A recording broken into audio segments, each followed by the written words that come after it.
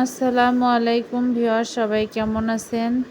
আশা রাখি অনেক বেশি ভালো আছেন। আপনাদের ফাতেমা আপু চাউল ধুতে শুরু করে দিয়েছে। যে চাউলটাকে সুন্দর করে ধুয়ে রান্না বসায় দেবো। তো আজকে সারাদিন আমি কি করলাম সেটাই আপনাদের মাঝে আর কি তুলে ধরি, যেহেতু আমি ডেইলি ব্লগ করি।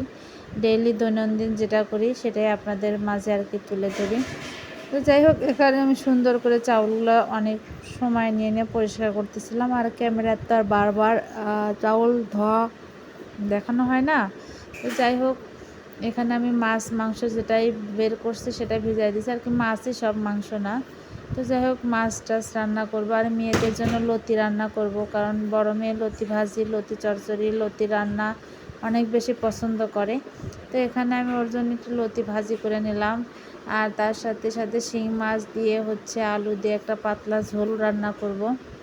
তো আমি লেবু চিপে আর লবণ দিয়ে শিং মাছগুলো একটু কিছুক্ষণ ভিজিয়ে রাখলাম, যে হচ্ছে একটা গন্ধ থাকে মাছে, সেটা চলে যায়। যখন আমার বাসায় লেবু থাকে আমি সচরাচর দেই, আর না থাকলে হচ্ছে শুধু লবণ দিয়ে ধুয়ে ফেলি।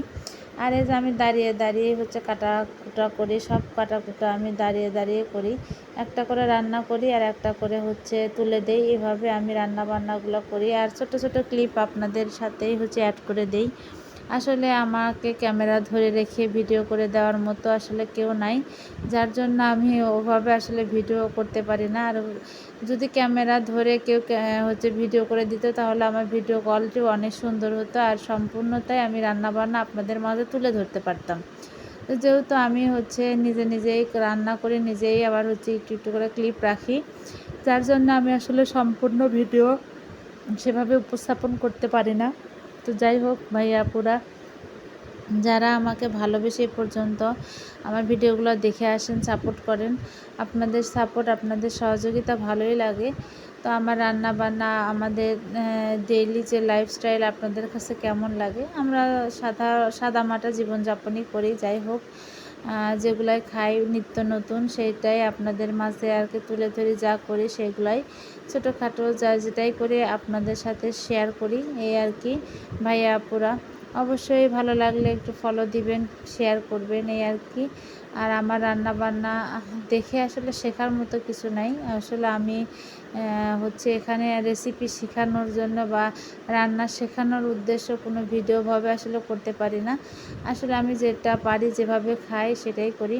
তো এদিকে আমার মাছের তরকারি মশলা কষানো হচ্ছে, আর এদিকে আমি আবার করলা আলু ভাজি করব, সেটাও কেটে নিচ্ছি ধুয়ে টুয়ে। আর আমার রান্নার রুমে তো জায়গা সংকট, খুব একটা জায়গা নেই। আর এদিকে আমি হাতে মাখিয়ে হচ্ছে পাঙ্গাস মাছের পেটিগুলো দিয়ে আমি পুঁই শাকের চচ্চড়ি বসাই দিয়েছি। এই রান্নাটা আমার কাছে ভালোই লাগে খেতে, আর সবার কাছে অনেক বেশি মজা লাগে। যাই হোক, এখানে আমরা শিং মাছ হচ্ছে ভুনা করব আলু দিয়ে, ভুনা না তো সরি, পাতলা পাতলা ঝোল রান্না করব। আর শিং মাছের ঝোল খেতে কিন্তু বেশি ভালো লাগে।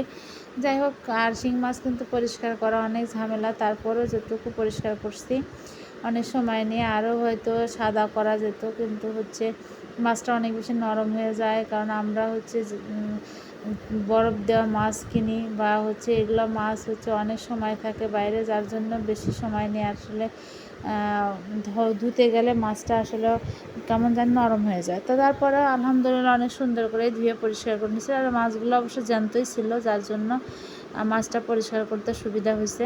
তো এইভাবে আমি রান্না বান্না করি, আর আপনাদের সাথে ডেইলি ব্লগগুলো শেয়ার করি আমার। আর আপনাদের সাথে ভিডিও শেয়ার করতে ভালো লাগে, যদি আপনারা না আমাকে উৎসাহ দেন, কাজের প্রতি কিন্তু আগ্রহ বাড়ে। হাজার ব্যস্ততার মাঝেও কিন্তু হচ্ছে ভিডিও এডিট করা বা ভিডিও করার আগ্রহটা বাড়ে। তো খুব একটা ভালো পারি না এডিটিং, খুব একটা ভালো পারি না। তো যেটুকু পারি সেটাই আপনাদের সাথে তুলে ধরি। তো যদি কখনো আসলে আমি সফল হতে পারি এখান থেকে, তাহলে হয়তো ভালো মানের একটা ফোন কিনবো, বা এই ভিডিও রিলেটেড যতগুলা জিনিসপাতি লাগে সব কিনে নেবো আস্তে আস্তে, হয়তো তখন ভিডিও কোয়ালিটি অনেক সুন্দর হবে। তো যাই হোক, সেই আশায় পথ চেয়ে বসে আছি, জানি না হবে কি না, এই আর কি। তো এদিকে আমি কাটা বাছা করতে করতে অর্ধেক কাটা না হতে আমি হচ্ছে করলা তেলে দিয়ে দিছি, আর বাদ বাকি কেটে নেব। আর রান্না মাশাআল্লাহ হয়েই আসছে, এখন আমি তরকারিটা বন্ধ করে রাখবো। তো এইভাবে আমি রান্না বান্না করি। আবার সকালবেলা রান্না করে নিয়ে মেয়েদের নিয়ে একদম চলে যাই স্কুলে।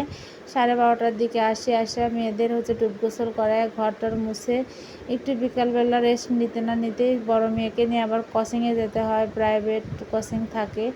আসলে খুব একটা সময় পাই না। আর আমি তো বরাবরই একটু অসুস্থ থাকি, শুধু আমি না আমার পরিবারের সবাই অসুস্থ থাকে।